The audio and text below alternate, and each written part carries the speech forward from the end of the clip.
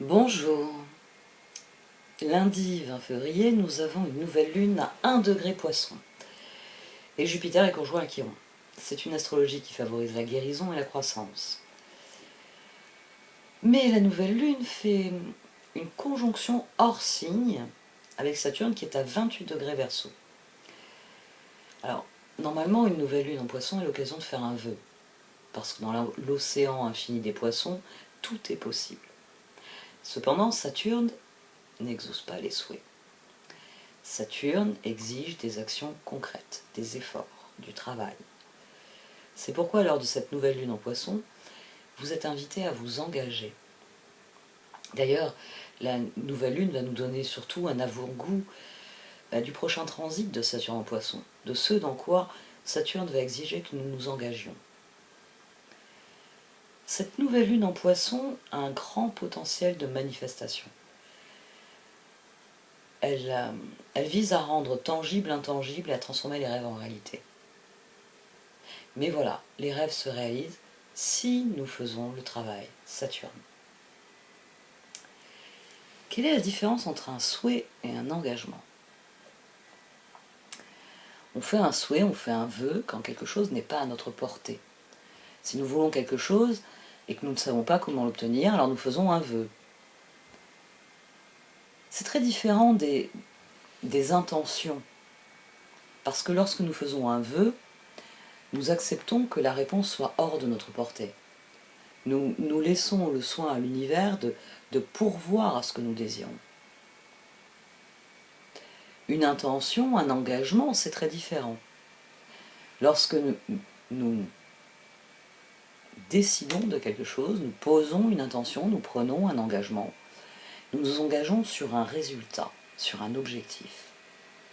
Nous savons que c'est en faisant ce qui est requis que nous obtiendrons le résultat souhaité. La nouvelle lune en Poisson est en conjonction avec Saturne.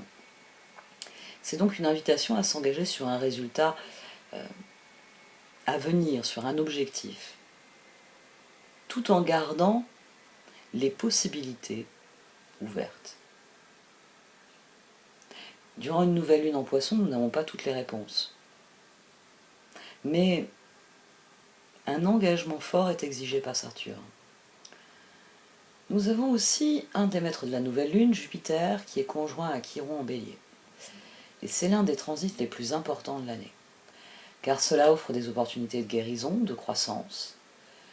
Les transits de Chiron ne sont pas faciles, mais cette fois nous avons du soutien. Jupiter et Chiron, en conjonction, sont au sommet d'un triangle mineur avec Mercure et Mars. En effet, Mercure est trigone à Mars et tous les deux sont sextiles à la conjonction Jupiter-Chiron. Le trigone, il souligne le flux qui est complètement naturel des énergies entre Mercure et Mars qui sont dans des signes d'air. Mais les sextiles qui viennent de Mercure et Mars en direction de la conjonction Jupiter-Chiron, ça représente une opportunité qui vient de l'extérieur de nous-mêmes. Là encore, tout est entre les mains de l'univers. C'est quelque chose qui vient de notre environnement. Si on veut transposer ici, vous pouvez voir les choses ainsi. Votre esprit, Mercure en Verseau, et vos actions, Mars en Gémeaux, sont maintenant synchronisées, c'est le trigone, et ils viennent soutenir votre parcours de guérison, sextile Chiron. Jupiter aidant à guérir la blessure, conjonction Chiron. Mais vous devez agir, Mars. Utilisez votre réflexion et communiquer, Mercure. Encore une fois, il y a une différence entre faire un vœu et s'engager. Le souhait seul ne fera rien avancer. Et puis nous avons Neptune en Poisson. Le maître moderne de la nouvelle lune en Poisson, c'est Neptune, qui est en Poisson.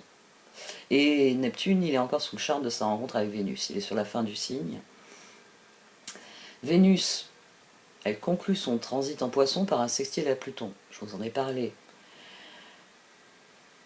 On peut le voir ici. Nous nous sentons habilités, Pluton, à faire ce que nous voulons, Vénus. Ça crée un sentiment d'urgence parce que Vénus et Pluton sont au 29e degré, le degré anarétique. C'est maintenant ou jamais. D'ailleurs, Vénus entre en Bélier pendant la nouvelle lune. Et en Bélier, Vénus, elle va poursuivre ce qu'elle veut. Je le veux et je le veux maintenant, déclare Vénus.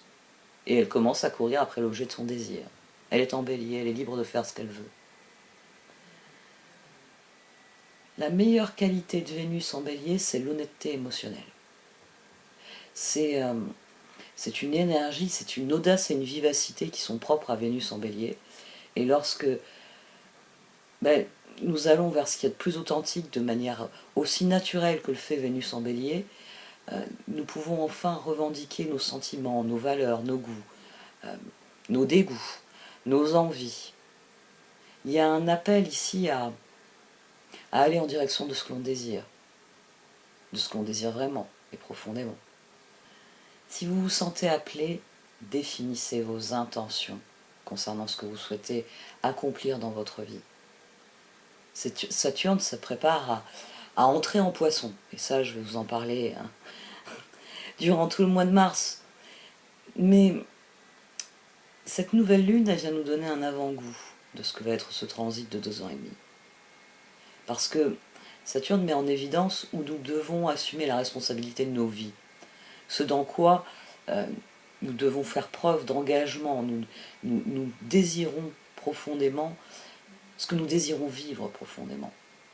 Parce que c'est en assumant nos responsabilités que nous devenons plus conscients des dynamiques auxquelles nous participons, des énergies que nous laissons entrer dans notre vie, des choix qu'il faut faire à tout niveau, que ce soit les informations que nous consommons, les endroits que nous fréquentons, où nous passons du temps, la façon dont nous interagissons avec notre environnement, avec les personnes qui nous entourent.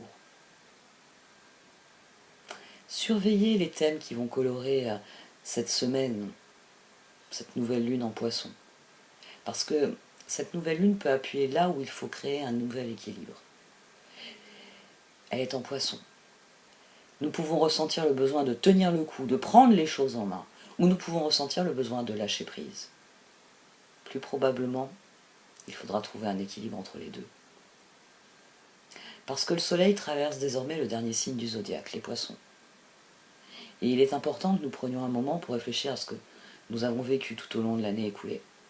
Parce que la nouvelle année astrologique commence à l'équinoxe du printemps, lorsque le Soleil entre en Bélier. Le voyage du Soleil à travers les Poissons, c'est le plus insaisissable, c'est le plus énigmatique, c'est celui de la 12e maison. Avez-vous déjà aimé une musique au point que vous vous arrêtiez tout ce que vous êtes en train de faire rien que pour l'écouter? Pourtant, vous ne pouvez pas voir la musique de manière tangible.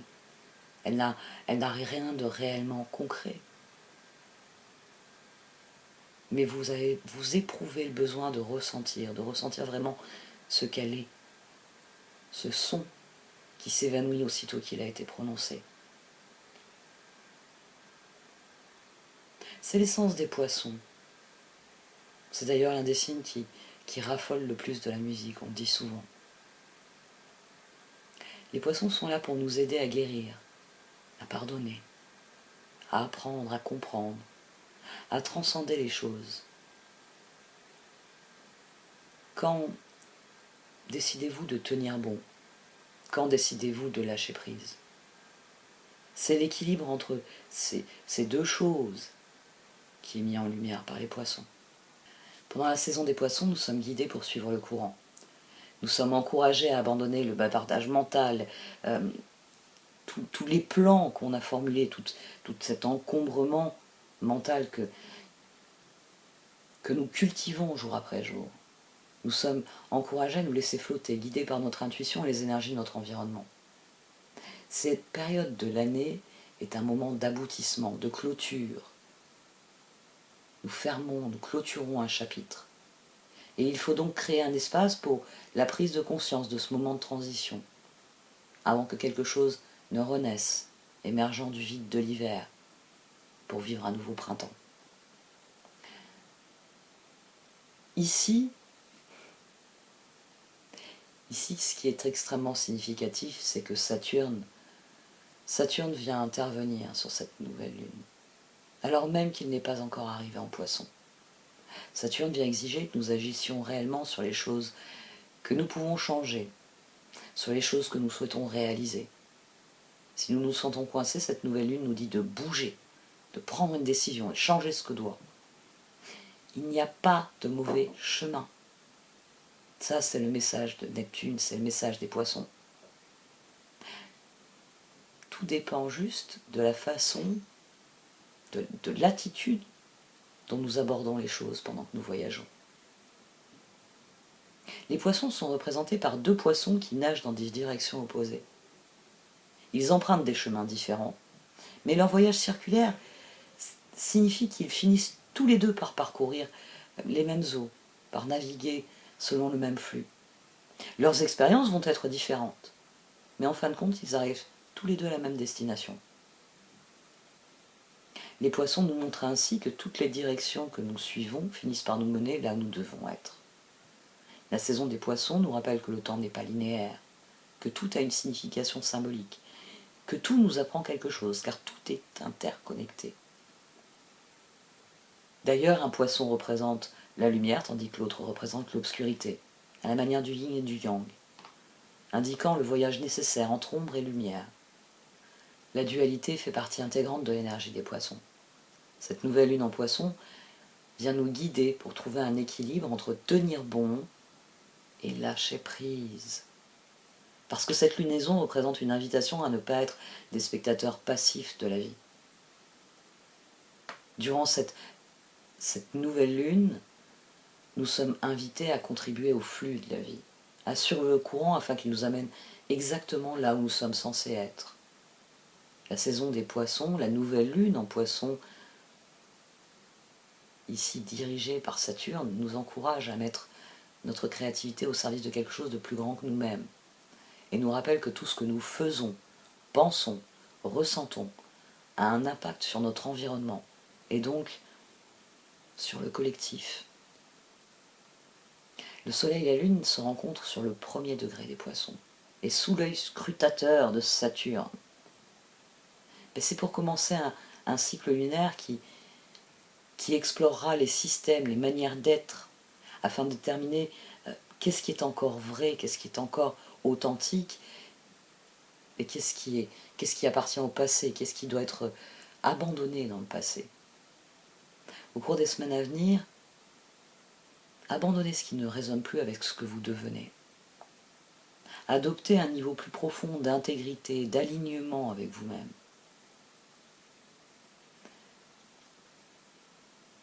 Pour conclure sur un dernier point, nous aurons une pleine lune en Vierge le 7 mars, en même temps que l'entrée de Saturne en Poisson.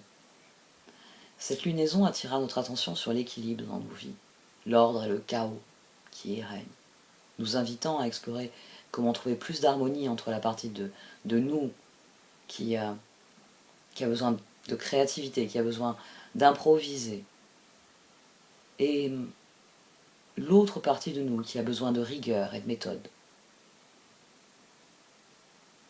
Voyez comme ce parcours de guérison est bien fait. Réfléchissez d'ores et déjà à ce que vous souhaitez abandonner avant d'accueillir les béliers et la nouvelle année astrologique. Saturne, Pluton change de signe. Qu'est-ce qui doit se terminer? Qu'est-ce qui doit commencer? Que ce soit la nouvelle lune en Poisson ou la pleine lune en Vierge, le moment est venu de mettre de l'ordre, histoire de n'emmener que ce qui est utile. Merci de m'avoir écouté. Vous pouvez liker, commenter ou partager cette vidéo. Au revoir.